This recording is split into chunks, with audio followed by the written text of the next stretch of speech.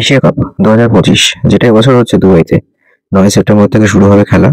প্রথমে খেলা হবে 8টা টিমের মধ্যে, তারপর সেখান থেকে সুপার ফোরে যাবে। সেখানে একটা লিগ টেস্ট টাইপের খেলা চলবে, দেন তারপর ফাইনাল। তো এবারেও দেখা গেল যে সূর্যকুমার যাদবই ক্যাপ্টেন হয়েছেন, যেহেতু টি-20 দলের ক্যাপ্টেন সূর্যকুমার যাদব, এবং ভাইস ক্যাপ্টেন করেছে শুভমান গিলকে। বোঝা যাচ্ছে যে 2026-এর যে আইসিসি টি-20 ওয়ার্ল্ড কাপ আছে, তারপর হয়তো শুভমান গিলকে ক্যাপ্টেন করা হবে লং টার্মের বেসিসে, লাইক টেস্টে যেমন উনি রয়েছেন সেরকমই। সবই তো বুঝলাম।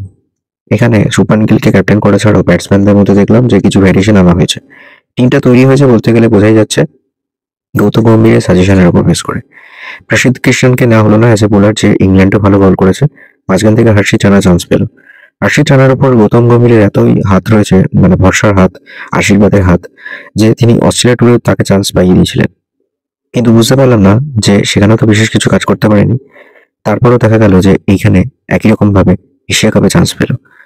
বুমরাকে খেলানো হচ্ছে ঠিকই, আর সিরাজ এখন বিশ্রামে আছে, যেহেতু ইংল্যান্ডে 5টা টেস্ট ম্যাচই খেলেছিল। ওয়ার্কলোড ম্যানেজমেন্ট ওয়াইজ তাকে বিশ্রাম দেওয়া হয়েছে। কিন্তু ব্যাটসম্যানের মধ্যে দেখলাম শ্রেয়াস আইয়ারকে নেওয়া হলো না। শ্রেয়াস আইয়ারকে কেন নেওয়া হলো না এর কোনো হিসেব পাওয়া যাচ্ছে না। 2023-এর ওয়ার্ল্ড কাপ ভালো ব্যাট করলো, 2024 টি-20 ফরম্যাটে খেলা আইপিএল চ্যাম্পিয়ন করলো কেকেআরকে। 2025-এর আইপিএলও যথেষ্ট ভালো ব্যাট করেছে। তারপর দেখা যাচ্ছে যে এশিয়া কাপে চান্স পেল না। 2025-এর যে চ্যাম্পিয়ন্স ট্রফি হয়েছিল সেখানে রোহিত শর্মা রেকমেন্ড করেছিল বলে শ্রেয়াস আইয়ার তো দলে চান্স পেয়েছিল। কিন্তু এখন তো রোহিত শর্মাও টিমে নেই। অতএব দেখা যাচ্ছে যে তার কোনো ভ্যালুই নেই। আর রোহিত শর্মা বাদ দিয়ে সেরকম ভাবে সিনিয়র প্লেয়ার কেউ শ্রেয়াস আইয়ারকে সাপোর্টও করছে না। যার ফলে অজিত আগারকারের সিলেকশন কমিটি গম্ভীরের সাজেশন ওয়াইজই চলছে। আমি বুঝতে পারছি না যে লং টার্মে ভাবতে গেলে শ্রেয়াস আইয়ারকে যদি এখন এই 32 বছর বয়সে যদি না খেলানো হয়, তাহলে তার কেরিয়ারটাকেও শেষ করা হবে।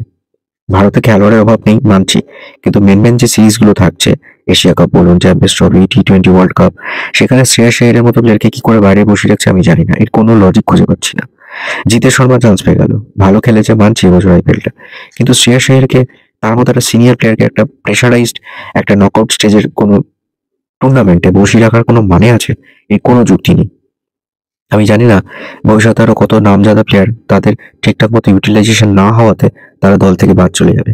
গৌতম গম্ভীরের স্ট্র্যাটেজিতে অনেক সময় দেখা যাচ্ছে যে অস্ট্রেলিয়া টুরে যেমন শ্রেয়াস আইয়ারকে না খেলানো হয়, 3 নম্বর বা 5 নম্বরে ভারতকে বেশ কয়েকটা ম্যাচে ভুগতে হয়েছে। দেখা যায় যে জাদেজার ওপর প্রেশার পড়ে গেছিল, বাট এখানেও তাই ঘটলো এশিয়া কাপে। টি-20 ফরম্যাটে ভারতের প্লেয়ারের সংখ্যা অনেক বেশি আছে, অভিষেক শর্মা, তিলক ভার্মা এরা রয়েছে মানছি, কিন্তু এই যে বললাম এক্সপিরিয়েন্সের একটা দাম আছে। সেখানে কে এল রাহুল নেই, সেখানে জয়শ্রী জয়সওয়াল নেই, শ্রেয়াস আইয়ারও বাদ চলে গেল। দেখতে থাকুন বং স্টোরিজ।